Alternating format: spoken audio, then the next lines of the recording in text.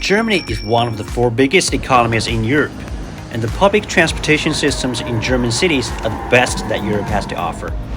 As a transportation hub in Western China, Chengdu has 21 million people, which is a quarter of the entire population of Germany. This makes Chengdu a very typical representative of the Chinese public transportation system. That's right, it's me again, your traffic host Jeremy.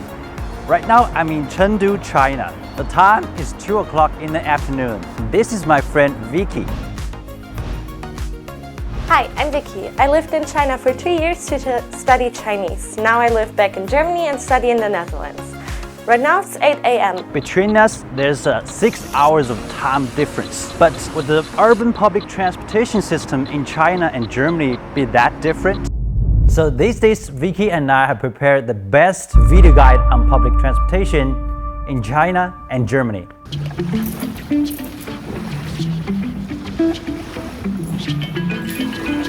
So right now we are in Düsseldorf, where the Chinese company Huawei's headquarters are. Around 640,000 people live here, and it's the 7th biggest city in Germany. So here's the bus station, as you can see over there. So you can buy the ticket either at the bus driver or online before.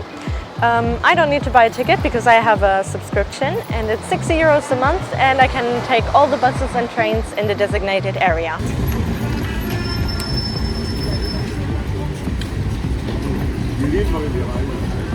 In some buses and trains you will find a ticketing machine. There you can just buy the tickets on the train or bus. A one-way ticket in the A3 level price category costs 3.10 euros. Do you think 3.1 euro per ride is too expensive for you? I still find it a bit expensive, and I personally would rather take the bike and walk by foot if I can. And especially in Germany, you have a relatively bike-friendly country, so we have specific lanes for bikes and in especially bigger cities. So in German buses, if you don't press the button, then the bus won't stop. Especially on the countryside when there are no people, the bus will just drive past. So remember pressing the button. In most parts of Germany, you can board public transportation like buses, subways and trains without a ticket, but there are some inspectors who will check the tickets at random intervals, so they can catch you when you don't have a ticket. So the people will just ask you for their ticket, and if you don't have one, they will have a penalty for you, about 60 euros or so. 60 euro, that is a harsh penalty. In China, to take a bus, it can cost 2 yuan in cash, and you can also use this app on your phone or use your bus card, and the cost is just 1.8 yuan per ride. For senior people above 60 years old, they can even ride the bus for free. I personally think the prices in China are relatively cheap, especially you can always use your phone to pay and buy it wherever you want. Where in Germany, you always have to use cash, and in the modern places, maybe you can use card. You can see on the front seats, you can lower the tray table. There's where you can put your cup. Your phone is dying, it's running out of battery. There's a USB plug where you can charge your phone. And here you can adjust the seats until you can sit comfortably. When it comes to passenger experience, what differences are there in terms of taxis? As the birthplace of Porsche, Bentley, Lamborghini, Maybach, and more, Germany is certainly the definitive country for automobiles. Now we're gonna go get a taxi. I've made an order on the app before, and we're waiting now for the taxi to get us. Most of the taxis in Germany are from Benz. Currently, Germans mainly use gasoline cars, and it's rare to see new energy vehicles. In China, most of the taxi model is either Volkswagen or some domestic-made electrical vehicles. The price of buying them is 20 to 30% cheaper here than it is in China. But still, most people prefer not to take the taxi. We're gonna see why. There's our taxi coming. Wer nimmt normalerweise so das Taxi? Was sind so ihre Kunden? Wir haben auch Stammkunden, die gerne mit unserer Zentrale fahren wollen. So wie Sie jetzt zum Beispiel eigene App es ist direkt vor Ort zum Beispiel. Haben Sie gerade über App bestellt, ne? Ja, genau. Richtig. Und das ist direkt zu dem Fahrer ermittelt. Ich glaube, in China ist das genauso. Da gibt es auch solche Apps, da benutzen wir jetzt auch immer. Ja.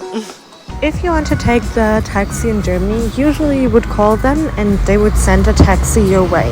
Most of the times you cannot find many taxis just around the streets, so you won't get picked up that easily. But if you call, they usually come pretty quick. So this was our taxi ride. We've been in the car for 2.2 kilometers, which took about 9 minutes, and we spent 10 euros and 20 cents, which is super expensive. Well, that is too expensive. What if your German citizen really need a car to go somewhere? Most of the Germans prefer to take their own car and drive themselves. Most of the families have at least one car. And fuel price in Germany is around 13 to 15 yuan per liter, whereas in China it is 8 to 9 yuan, which is, of course, in Germany much more expensive than it is in China, but still it is more effective or cost effective to take the own car than compared to a taxi. Here comes the taxi. Right, we're inside the taxi now. As you can see, the starting price is 9 yuan. If it goes up to over 2 kilometers, the additional cost is only 1.9 yuan per kilometer. You can also see some of the cars. The blue one means that the car is powered by fuel, and the green one means the car is an electric vehicle. And there are more and more buses, taxis, and private cars in China with green license plates. And 大概1公里就是你看嘛，100公里耗电是这个显示16.2度电，再把10多电，9块钱1公里嘛。如果是燃油车的话，你看大概1公里会花费多少钱？7、8毛1公里左右嘛，没得污染噻，没得噪音噻，对的嘛，舒适度好些嘛。so the distance is about 10 kilometers, and it cost me only like 19 yuan. So if it's 5 kilometers, it's only like 10 yuan, so it's pretty cheap. The production and sales of new energy vehicles in China have been the first in the world for 8 consecutive years, making it the world's biggest market for new energy vehicles. New energy is the direction of the future in terms of going green and upgrading the global automotive industry. Meanwhile, subways remain the best option when it comes to trying to create a neutral carbon footprint for urban public transportation. So now we're in a metro station, and like in most of the German public transportation, there's actually no ticket control, so you could board the train without a ticket, but you might be checked. The German subway and bus tickets have the same price, and a regular A3 ticket within the city costs 3.1 euros. If you go to the airport or another city, you would buy an interval ticket for the zones B, C, or D. The German subway system was first opened in 1902, giving it an impressive 120-year history. Because of this, many people think that Germany's major cities all have a first-rate subway system, when in reality, only Berlin, Hamburg, Munich, and Nuremberg actually have metros.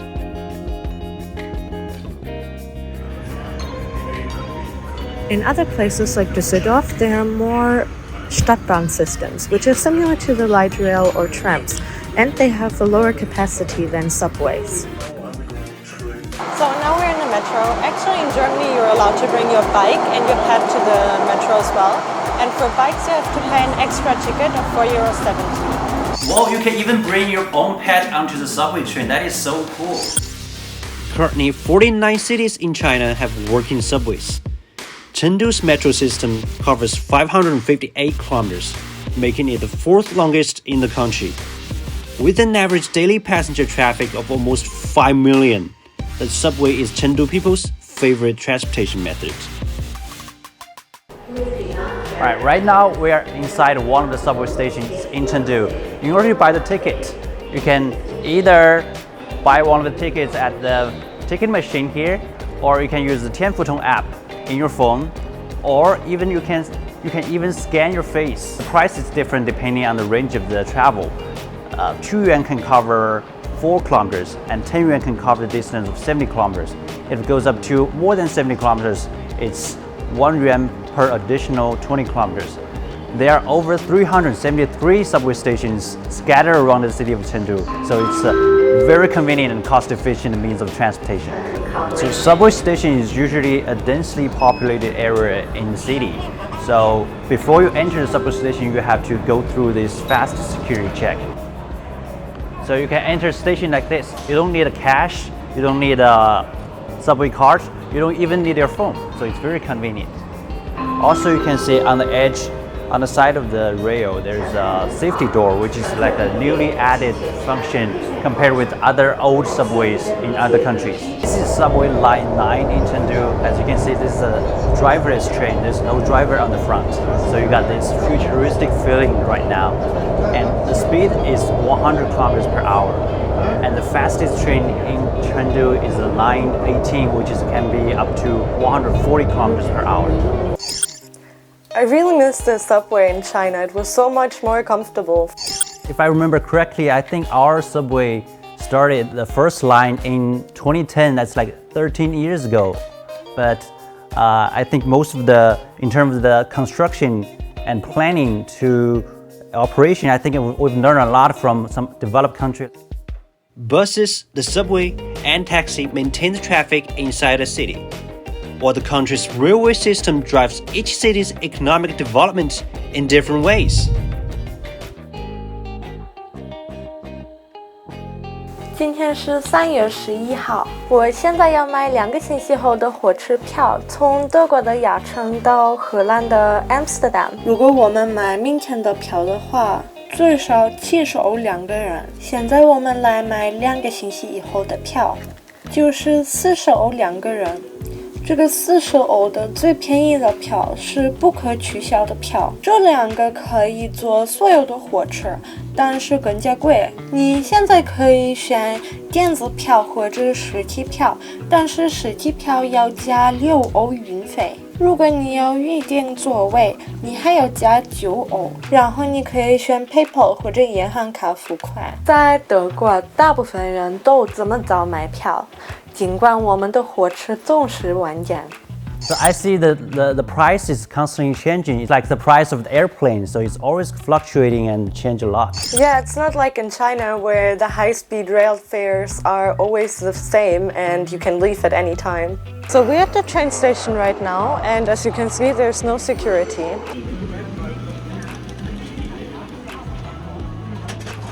So we're in the ICE now. Some of the ICEs are pretty old because they were inaugurated in 1991, but you can see the seats are much more comfortable than the RE ones, and the speed can go up to 320 kilometers per hour, so it's much faster and more convenient. There's a plug under the seat as well. On your seat, you also have a cushion for your head, and of course there's also a folding table in front of you. Obviously, there are overhead racks for your luggage. Also, at the end of each carriage, you can find bigger luggage racks. So we arrived at the train station in Amsterdam. So what do you think? First, it took us 4 hours to come here, even though it should only take us 3 hours. But because of the delays and cancellation, it took much longer. Usually, it is this way. So many cancellation, many delays. The development of the high-speed railway system is connecting people in densely populated cities all over the world.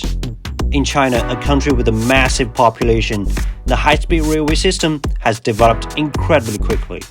It covers 42,000 kilometers, which accounts for more than 70% of the world's high-speed railway. This is Chengdu East Railway Station, and it's time for high-speed railway. Right now, I'm gonna catch the train to Chongqing. After you bought the ticket online, you don't actually have to get the ticket. All you have to do is just scan your ID card and enter the station.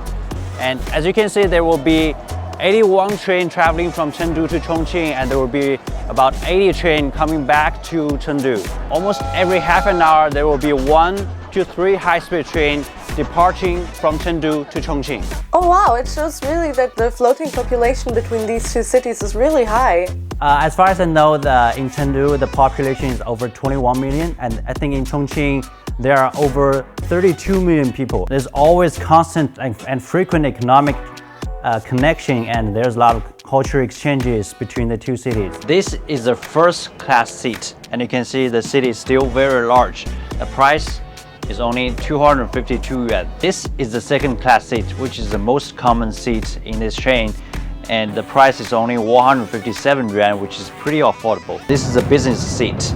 If your phone is dying, you can plug in there's a power socket here. You can plug in to recharge your phone, and you've got a Wi-Fi here. You can connect to the internet, and you can watch TV. If you want to get a good rest or read some book, you can adjust the seat. There's different mode here. For example, there's a resting mode or sleeping mode here, and also you can rotate the seats to get a better view of the beautiful scenery outside the window. As you can see, even though the train is running at a speed of 350 kilometers per hour, it's going very quietly and smoothly. The distance between Chengdu to Chongqing is about 353 kilometers. Pretty much takes us exactly 1 hour to travel from Chengdu to Chongqing. From what I see, the price of traveling in Germany and China is so different. Sometimes the price in Germany is over 10 times higher. Why do you think that is the case? Well, in Germany, actually, the labor cost is really high. It is known as one of the highest in the world. And because of that, most of the aspects of living are pretty expensive here. However, in May from this year, we have a really great reformation in Germany, and the ticket price will be the same for all over Germany. That means you have to pay 49 euros a month, and you can take all the public transportation, except of course for high-speed trains and planes. For me, if I go travel from home to work, it usually costs me monthly is like 200 yuan. So compared with that, I think traveling in China with public transportation is much cheaper in Germany.